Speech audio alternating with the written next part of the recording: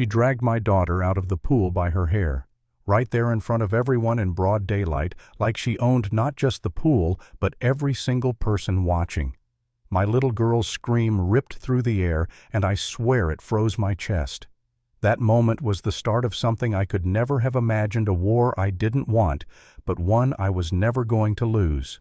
My name is Daniel Mercer, and if you've ever wondered what happens when a power-drunk HOA president thinks she can put her hands on the wrong family, you're about to find out. It was supposed to be just another summer afternoon. My daughter Emily was swimming, laughing, splashing in the water that had become her safe place ever since my wife's cancer made her too weak to take her herself. That pool wasn't just water, it was hope. Then Cynthia Harrow, the HOA president, strutted in like she was queen of Pinebrook Glade. Manicured nails, oversized sunglasses, always smirking like she was untouchable.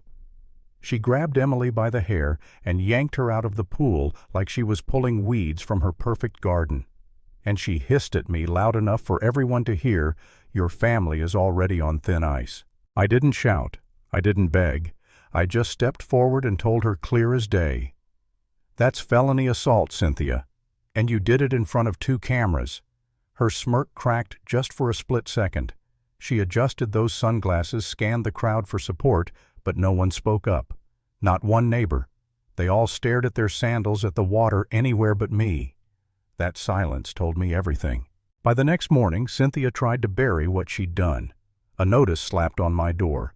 Accusations of unauthorized use of community facilities, threats of escalating fines. She wanted me boxed in, desperate, broken. I ripped it down and walked straight into the HOA office. The place reeked of lemon cleaner fake order meant to hide rot. A wall lined with neat binders, board records. I asked for the minutes from last month's meeting, and the receptionist hesitated just long enough to tell me there was something inside those pages worth hiding. And sure enough, when I got them home, I found it numbers that didn't add up. Fees, doubled expenses with no signatures, and a scribbled note.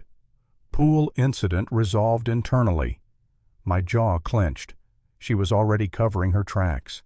That night I sat at the kitchen table while Emily sat beside me with a towel around her shoulders, rubbing her tender scalp. My legal instincts flared. I'd built a career on finding cracks and corruption and pulling until the whole wall came down.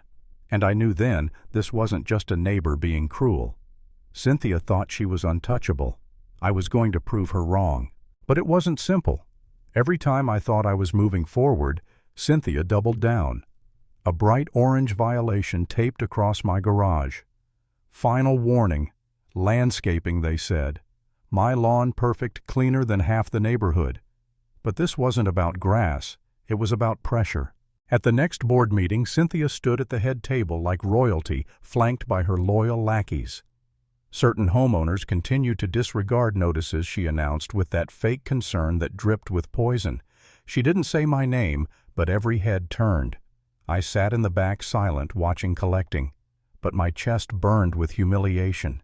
My daughter's screams still echoed in my ears, and now this woman was painting me as the problem. That night Emily asked me, "Daddy, are they going to make us move?" And for the first time I wavered. Maybe she was right. Maybe this fight was only hurting us. I'd faced criminals, CEOs, entire corporations in court, but this was different. This was my home. And in that moment, sitting in the dark while my daughter looked at me with fear in her eyes, I wondered if Cynthia had already won. But then came the shift.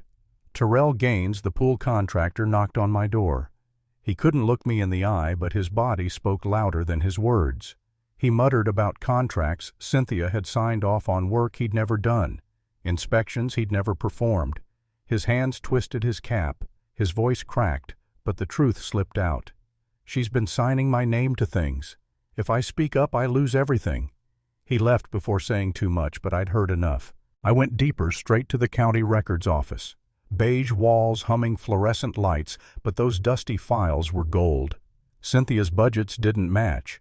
Inflated expenses, doubled contractor fees, her signature stamped on fraudulent filings. That was the smoking gun.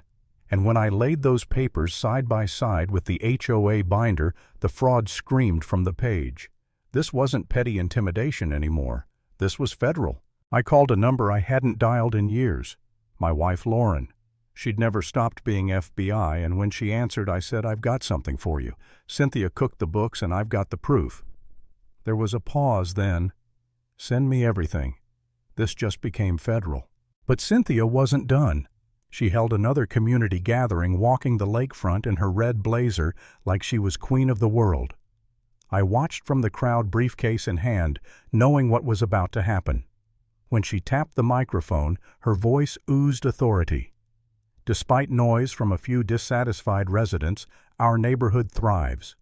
Property values are strong. Families are safe, thanks to the rules we've upheld. Her eyes lingered on me just long enough to spit venom without saying my name. I stepped forward. No Cynthia. Not rules. Lies. The crowd stirred, whispers spreading. I opened my case and held up contracts, pool inspections that never happened, landscaping jobs billed at twice the cost, emergency repairs signed off with no vendors in sight. Her signature bold and undeniable.